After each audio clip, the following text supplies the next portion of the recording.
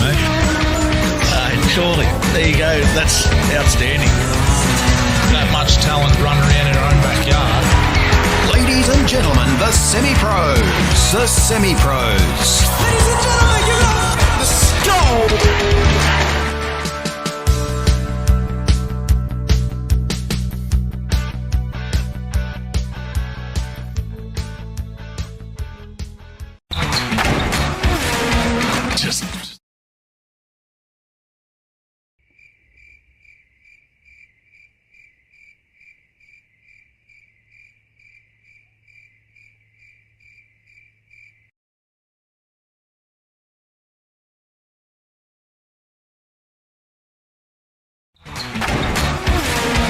Just about do, mate. Surely. There you go. That's outstanding. That much talent running around in our own backyard. Ladies and gentlemen, the semi-pros. The semi-pros. Ladies and gentlemen, give it up. The Stower.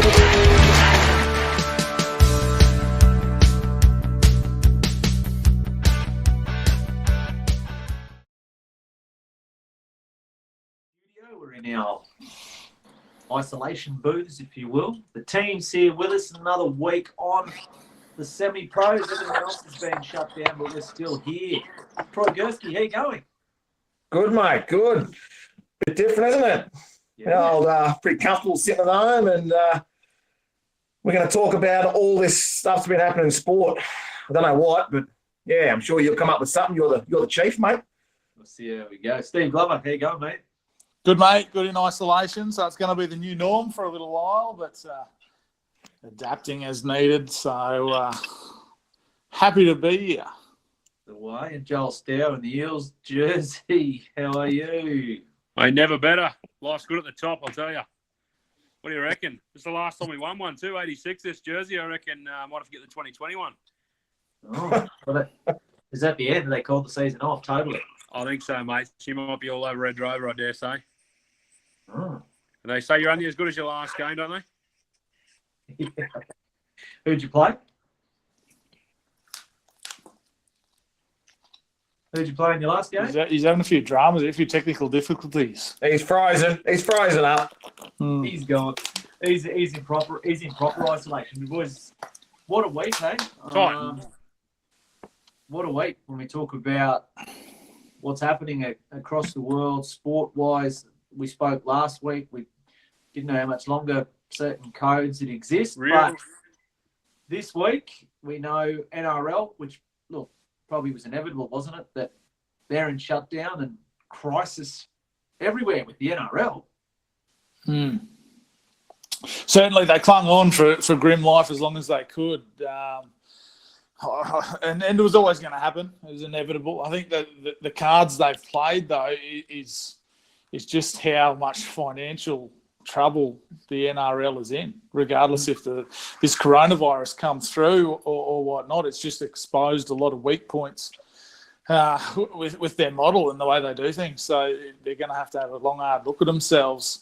It's going to be difficult times like it is for everybody, but they're obviously going to have to do a bit of soul searching and find better ways to do things to make sure they're viable into the future too. I'll tell you what, if I think they've been lucky they've had Peter Volandis at the helm since all this has come down because, he's a bloke he's good in a crisis, isn't he? And it would have been interesting to see what would have happened if he wasn't around and someone else had the top job. Yeah, Peter Beattie back there. Couldn't remember the team names. He would have called it Forex virus or something, probably. Would have got that right.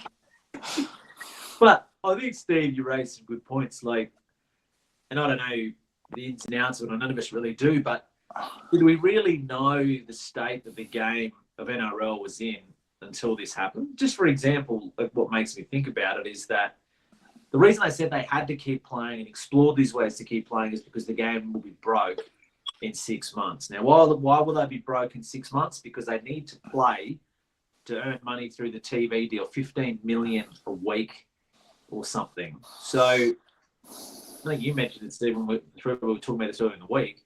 What happened to the $15 million a week they've been earning in the past? Does the game cost $15 million a week to run?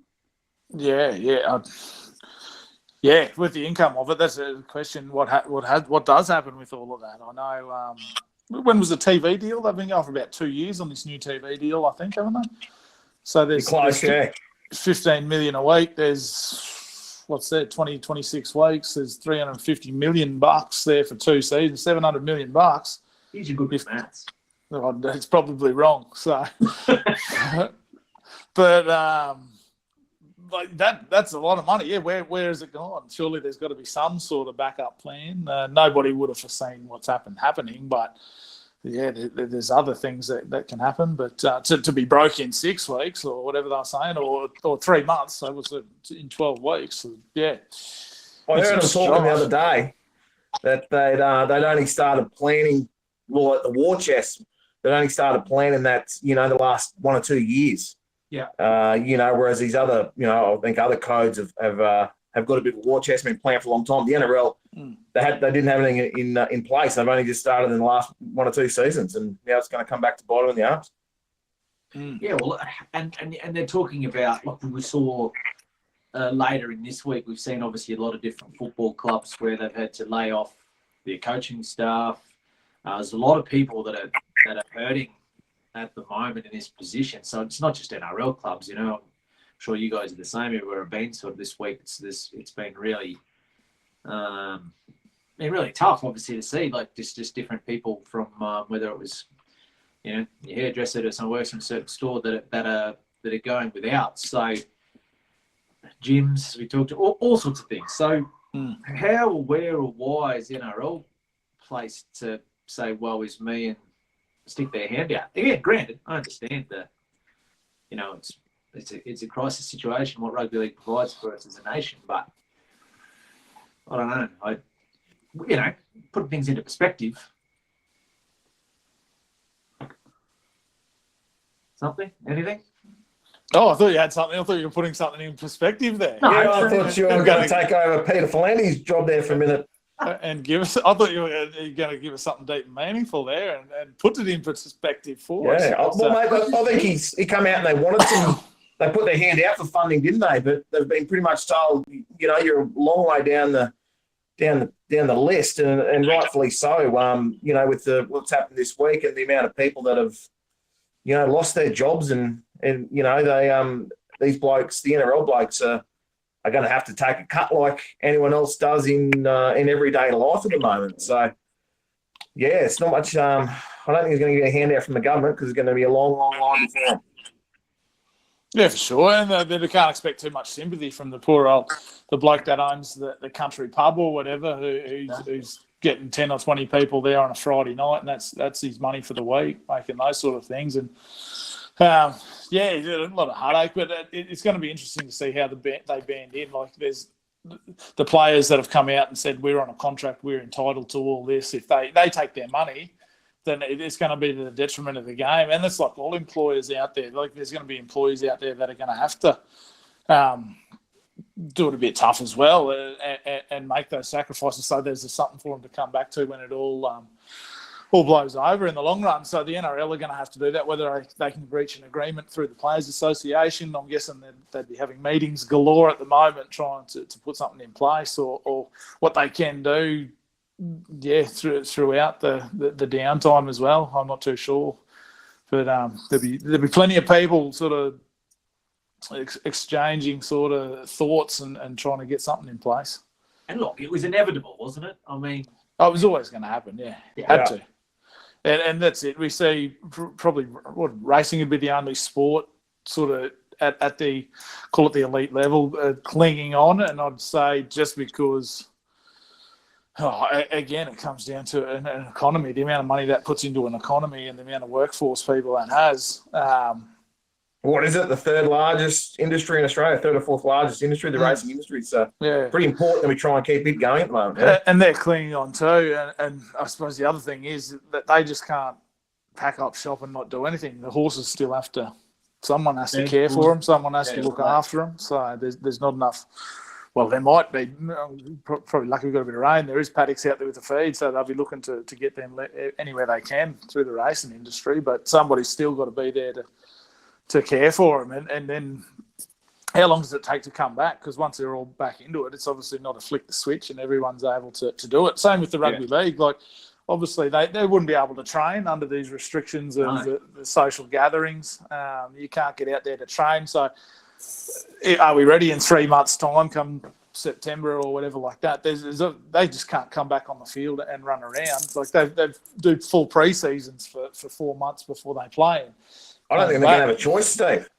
I think they come back. I think they're going to be given maybe 1 or 2 weeks, and then you're going to have to go in, 70%. I think you have to work your way into it that way, because I don't think, as we said before, the NRL's got no choice. Where do you think it leaves players, like longevity-wise, of their careers? Obviously they're not playing for the most part of this year. So, those ones that were on the back end of their contracts or whatever it may be, or the older legs, where do you think it leaves them? Oh, it's 2 ways. Like, obviously they're a year older, but you look at a guy like Billy Slater who copped that injury for 12 months, took a season out, and probably give him an extra 2 or 3 years than what he would have had if he just kept soldiering through all the niggles. So it's a bit of a catch-22. I'd say Cameron Smith, guys like that will probably call it curtains, but it might reinvigorate Cameron Smith too. Bit of a break. Could get 2 more seasons out of him, maybe. Who knows? Yeah. What about Darius Boyd? I think he's missed 1 tackle this year, hasn't he? Darius, he'll come back an absolute champion after this. He started the season pretty well. If everyone else comes down with coronavirus, maybe that's about it. I hope they pick him in Origin again, eh? Titans might pick him up. Well, we've got just a couple of people online. Mick Rappel, good friend of the show, said great anchor for you, John. Mighty Mick. I hope Mick's been really hooking into that home gym program, because it'd be a shame to see that physique that he's moulded over the last few months. He won't let that get away, mate. He won't let that rig get away. Yeah. So we got. I tell you what, I'm having some proper difficulties up here with the technology. We can see that, mate. I need like Dick Smith or something up here to help me out. Oh, he's struggling, but we had. Mick Rappel's online there. Robbie Glover, Chris George, Brendan Jones. Jonesy, as he's rightfully pointed out here, what they're talking about with racing is like splitting the state into different. Similar to what they've done in Victoria. If it can continue, splitting the state into divisions, so you can only ride in a certain area. So I think, again, don't quote me on this as there any earlier, but a couple of different zones. So Brisbane. 2 Brisbane tracks and the Sunshine Coast, so like a Metro North, and then Metro Southwest, which was Toowoomba, Gold Coast, and Ipswich when it's Ipswich. Yeah, probably would have been that one, and then obviously up north and things like that. So if similar to what we've seen like today, hence why Narromine could have went ahead. Sorry, Bubs, to bring that up, but Narromine could go ahead because obviously none of those jockeys were involved in it. Where is Narromine, Bubs? In Hawaii somewhere, I'm pretty sure, Joel. Well, it nearly could have been. I've got a good question for you, Bubs. Would you rather bet on esports or Narromine? What's esports, mate? Probably the best market to bet in these days. Well, it's probably the only thing that's going to be running soon, isn't it? Hey, we'll have to do our form on it. Who's the gun? Who's the gun in esports? You know. Surely. Can you do? Well, Joel can't Can you have talk quaddies properly in at the moment. esports? So. Well, we'll find out. That could be what's next. But yeah, it's all like me the best of times. Oh, laggy over there. Mick Lagger. Won't be any esports happening over here. So for anyone that's online, share your thoughts, what you think's going on, and so watch Robbie Glover say every game on the other side will sell out. It's the same as every restaurant will have 2 hour Except waiting. Gold Coast, probably. If the league survives, it will thrive. Don't disagree. Chris George, what's he said? Hey boys, crazy times. Still buying fishing gear online though, so he'd be right. Other things that happened this week, guys, obviously the Olympics. Again, inevitable, wasn't it? Smart move, wasn't it, really? Yeah. Well, it's a decision they had to make, wasn't it? They, with everything going on around the world, they had to, instead of dragging on, they had to make the call. They've done it, thank God. Yeah, so it's gone. Won't hurt the Russians. They're all on the peds, aren't they? They can't go to the Olympics anyway. They're on the squirt. That's what they're on. What might change their position. And then you see, Steve, interested in your thoughts. Does this sum up the severity or just knowing what's ahead? I was surprised. NBL 1, they just canned the whole thing. They're not waiting any longer. I mean, the season wasn't even due to start till around May. They just up stumps and we're done. Yeah. Well, I guess they were in a position where they've probably got to put more money into it, invest money into it to keep all the whatever coaches, programs. And it's a pretty expensive program, I think, to get into the NBL 1 in the 3 conferences they got. So they're better off just canning it full stop and making that like a lot of businesses have done, instead of trying to operate on a little capacity where you still got overheads and those sort of things. You can't, income's not going to cover those overheads, or you're just better off cutting it. Don't have it, and then trying to rebuild later on. And that's obviously what the NBL is doing. And it's probably, I don't know whether they're getting different advice or whatever, but I don't think it's not a month-long thing. Clearly, what we're going through, what the rest of the world's been through, it's 6 months. They probably at least, if not more, could be 12, 18. Nobody really knows. You'd love to have a crystal ball, but they don't. They've obviously seen it. It's just better to can it. They've made that decision. It's probably a smart one. Come back in 3 months and make the same decision. Who knows? So. But yeah, disappointing, because I tell you what, that was turning out to be the NBL 1 Queensland, or whatever they call the Queensland, because it was turning out to be, it would have been an absolute cracking league. Absolutely. There's some phenomenal talent getting around. Who we signed last week? Magnay and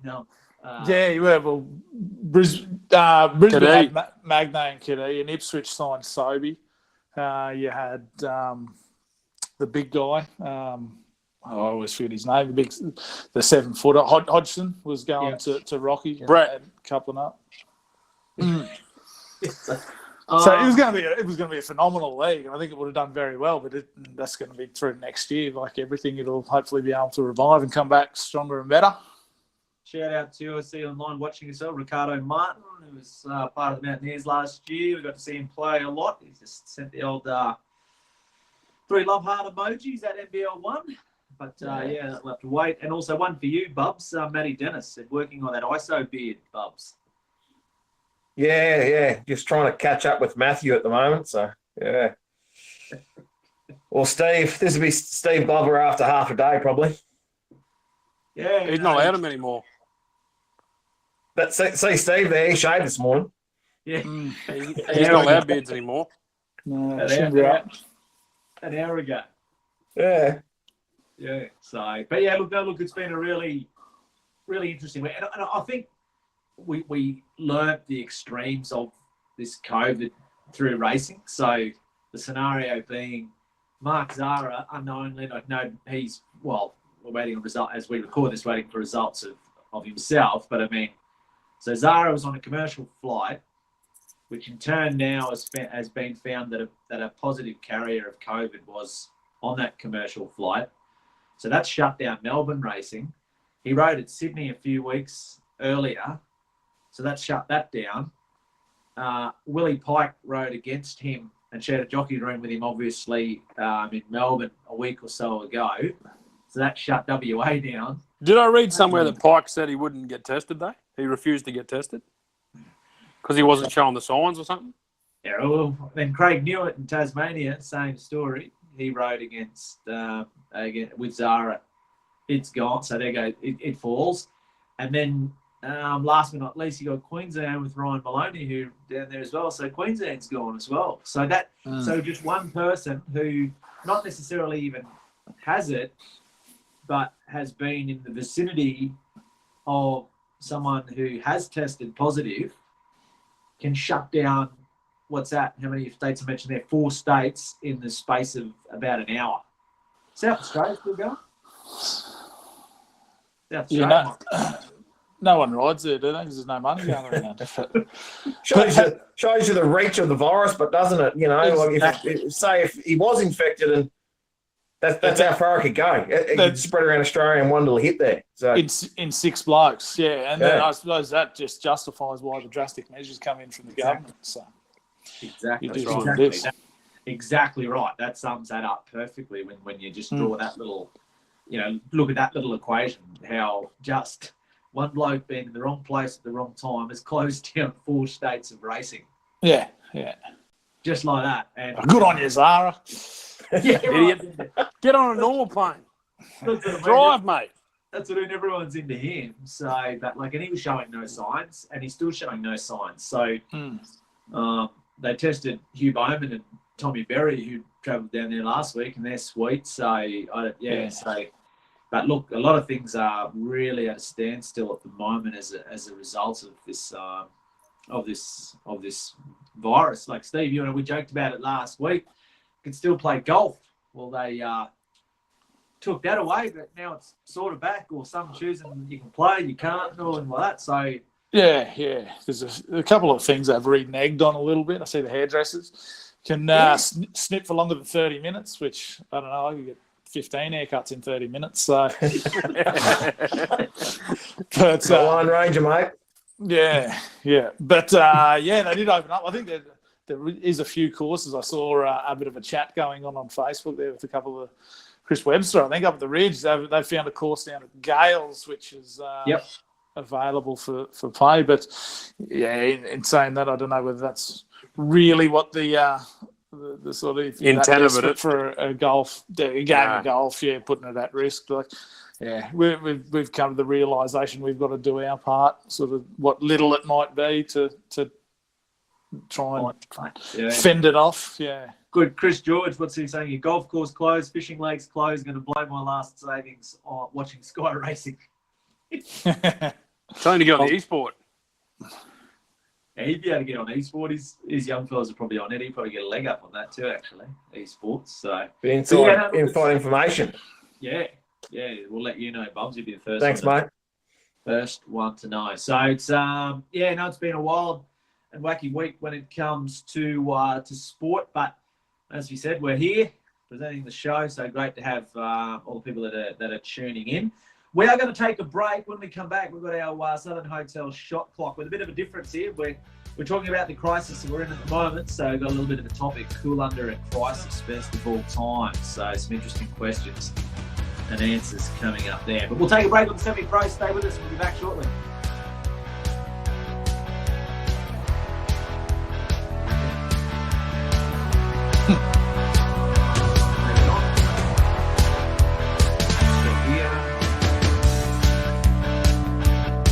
We're on.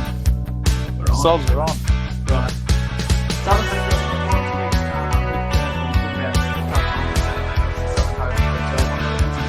In regards to this, especially Shane Morgan earlier today, as they said, people that they are open for takeaway.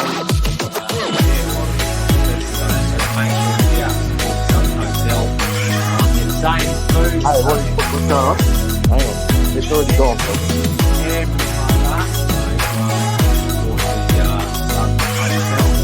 We're not live. We're not live. Righto, Dickie. Okay. Were you going to let me know what it say? Yeah. I'll I'll just wait what's till going you on? see it then. Yeah, you're right. I'm on it. Let's keep that there.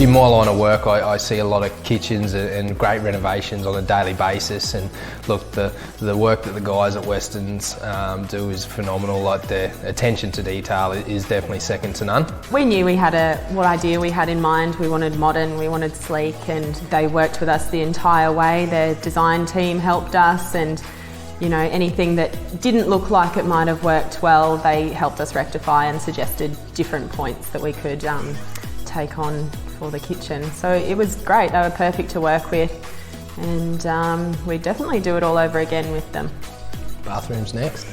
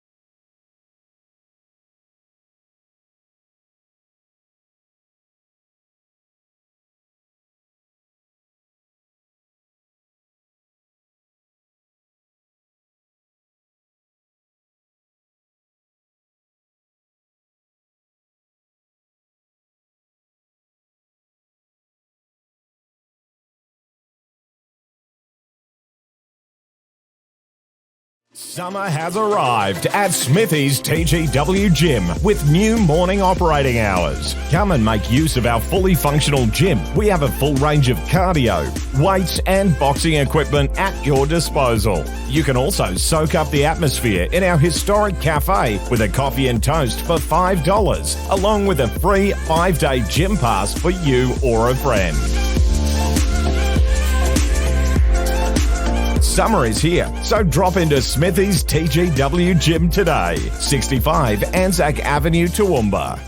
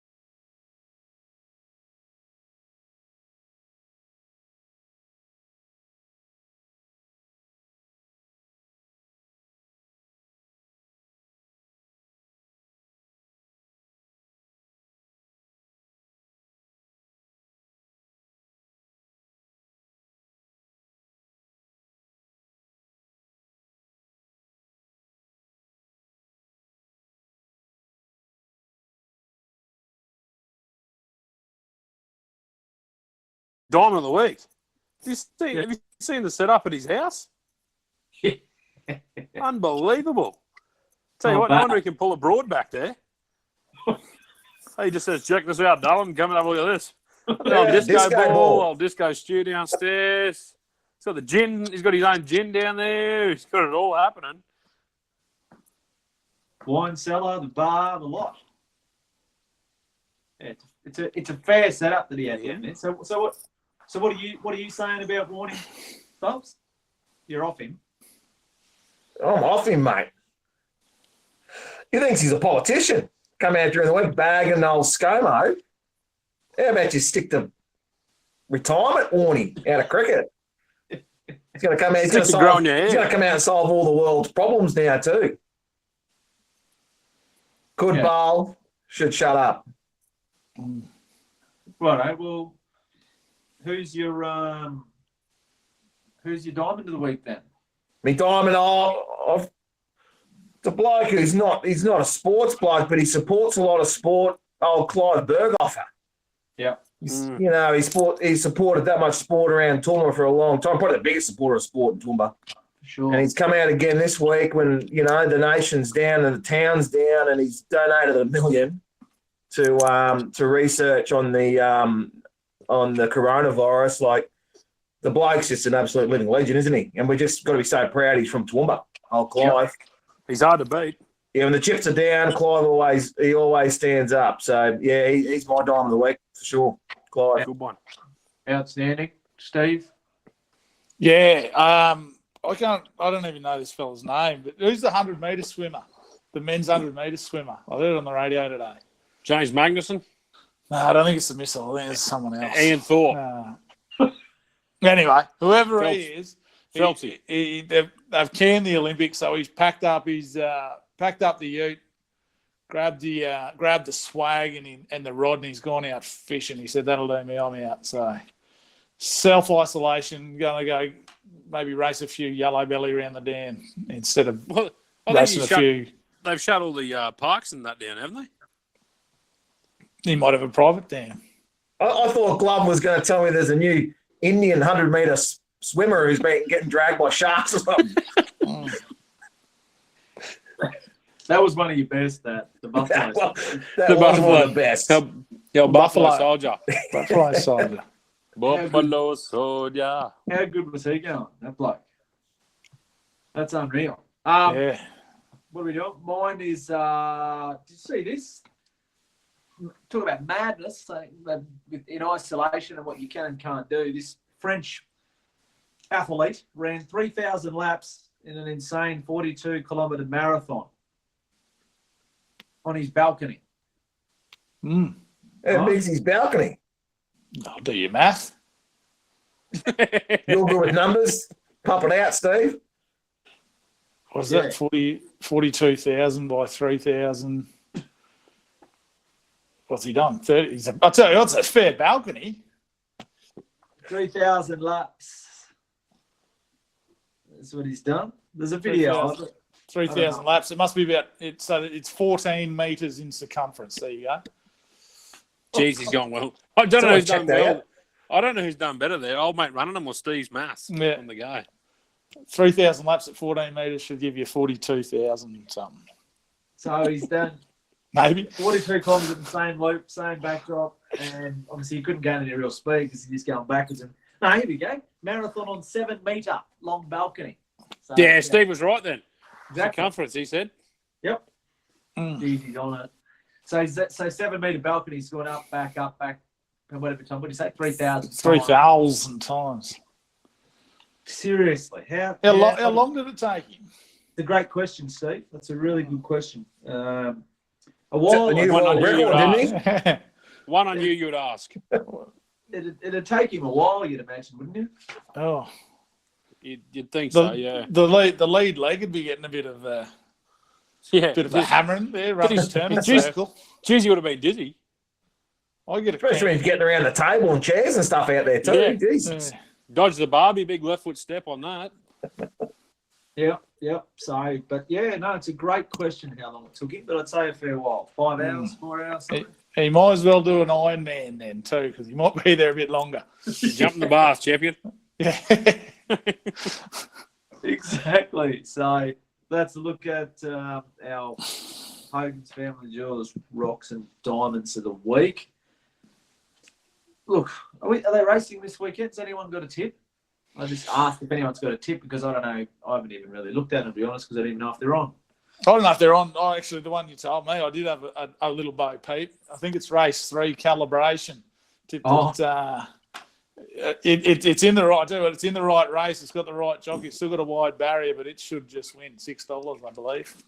I've gone the same vein as Steve. I've gone the Queenslanders because I don't know if the New South Wales is going to be running down there, but race 9, number 7 for me, Command and Conquer. Fair run last start, 3 deep to trip. Yeah, it's proper, isn't it? $2.45. Stealing. You got the racing up there, Joel. I'm on Brisbane race 1, number 1. Forget its name. What is it? I'll tell you. Hang on, I got it here. If she'd load, Fairview Star. Yeah, that the one. That's the one. $5. Yeah, Waller just wins. McGilvray, yeah. Yeah. Tell us a bit about it, Troy. Joel said all we need to know about it, really. Races in the black and white silks. That's the one. McGilvray, first past the post. What more do you want to know, mate? 1 start, 1 win, you know. $5. 460 out to 5s, yeah. Great tip. $5 equals stealing. We had a winner last week, someone, didn't we? Steve had a win, didn't he? He's off. He's on the board. Yeah, he is. I've been flying, actually, a couple in a row. Yeah. The black book is an absolute fill-up. This one's out of the black book too that you've tipped this week, isn't it? No, it was just, a big mouldy. Big mouldy. How big? Big enough to get nothing. Got nothing. Got 0. What do you got for us, James? Something? Anything? It's a great question. As we wait and see a great weekend of racing that is upon us, of course. Bendigo, whatever they have down there. Oh, no, here we go. I'll go with the Money Stealer, the Money Muncher, Rose Hill Race 5, number 1, Kementari. He's back. He went start, didn't work out for him. So they said, throw the saddle back on. Did you brave tip on that fucking? So they snipped the nuts out of him too. So back of gelding. Yeah. So Kementari for me is that I was keen last week, but it was in the I thought he'd win the Galaxy last week. Actually, heavily backed last week it was too before it come out. That was just James's money. Mm. Yeah. Yeah, no, yeah. So, all right, someone here, Kementari. Righto. So that's a look at racing that's on this week. That's a look at the show that's on this week. So what's on this week, boys? Nothing. Oh, heaps. Heaps on this week, boys. I'll be A down. couple of parties to go to. Down the good shit with this on. Just hanging out, just banging out some flies. We'll see what happens this weekend. So yeah, a bit on this weekend. Obviously. Big weekend for you, mate. Best of luck. Yeah, all the best. I'll tell you what, that's the tip of the week, isn't it? Surely. What did the Glover bet have him at? Oh, he's about 98 cents in the dollar. I'll give you back. Well, you're right. Cost you to have a bet on him. It's one of those ones that when sort of far lap, they were just backing him so you could frame the ticket. Yeah, exactly. Having the name on the ticket's worth more than the collect that you get, I reckon. Well, print me out one, son. I'll have one. They go on the wall here behind me. Gloverbet.com. No. So there you go, mate. Best of luck.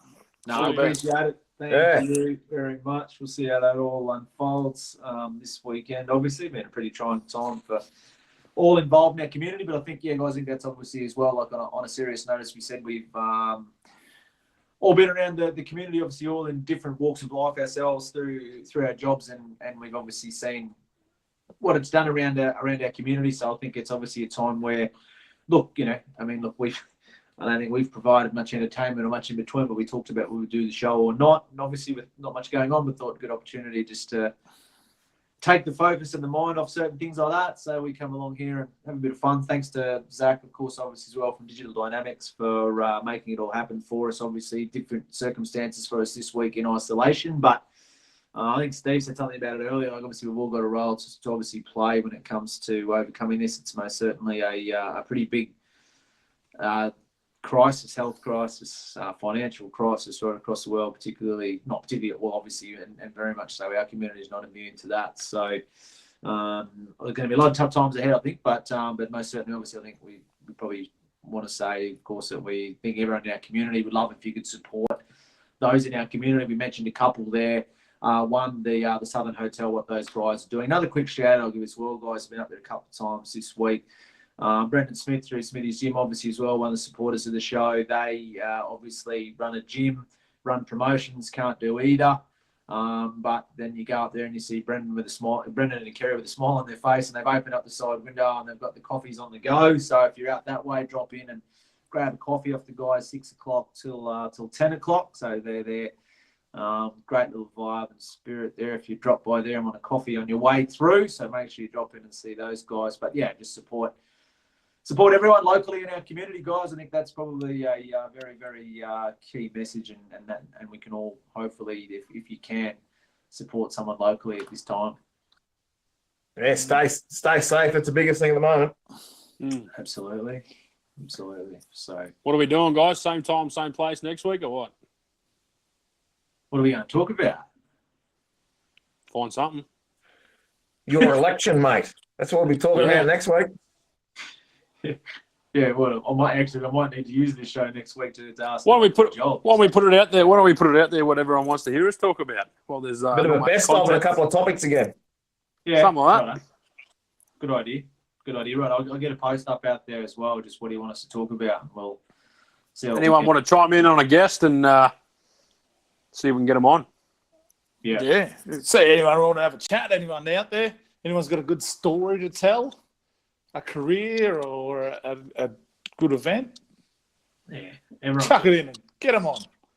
Everyone's got a good story, and we'd love to hear it. So, most certainly we'll stay safe. Look after someone in the community if you can. Very much appreciate you joining us on the show, and hopefully we'll talk to you next week. Thanks for tuning in.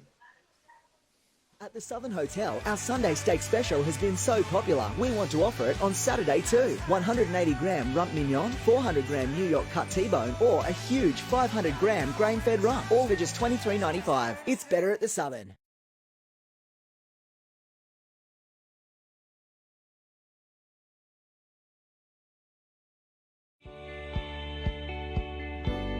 Hi guys, Lockie here from Hogans Family Jewelers. Today we're looking at how you select a perfect diamond.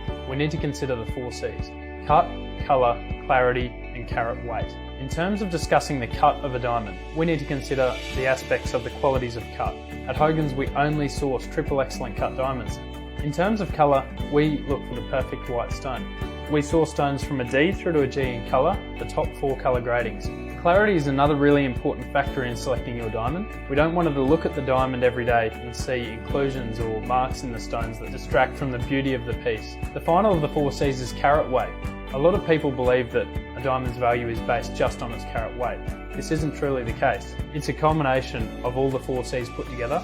There's one final hidden factor that I need to discuss about finding the perfect diamond. It's called fluorescence. When she wears the ring in natural sunlight, UV light, where the diamond is supposed to sparkle at its optimum level, you don't want any reaction. You don't want the diamond to go foggy, or a milky colour, or even a little neon blue sort of tinge through the diamond. This is why we only sell nil fluorescence diamonds and make sure that that diamond stays crystal clear whether you're indoors or outdoors. There'll be no reaction to natural sunlight. Fluorescence is one of the largest factors of devaluing a diamond. Be careful. Out there you might find diamonds that seem cheap, but truly they're going to be cheap for a reason. At Hogans, we prefer our clients to experience superior quality diamonds. We only source the highest grade of GIA certified diamonds. That's the Gemological Institute of America, the harshest grading lab in the world. Some of you may have done some research on diamonds before and may fully understand the 4 C's. But if not, we've got knowledgeable staff that will help you and guide you through selecting the perfect diamond. At the end of the day, it's all about quality, and at Hogans, we prefer quality.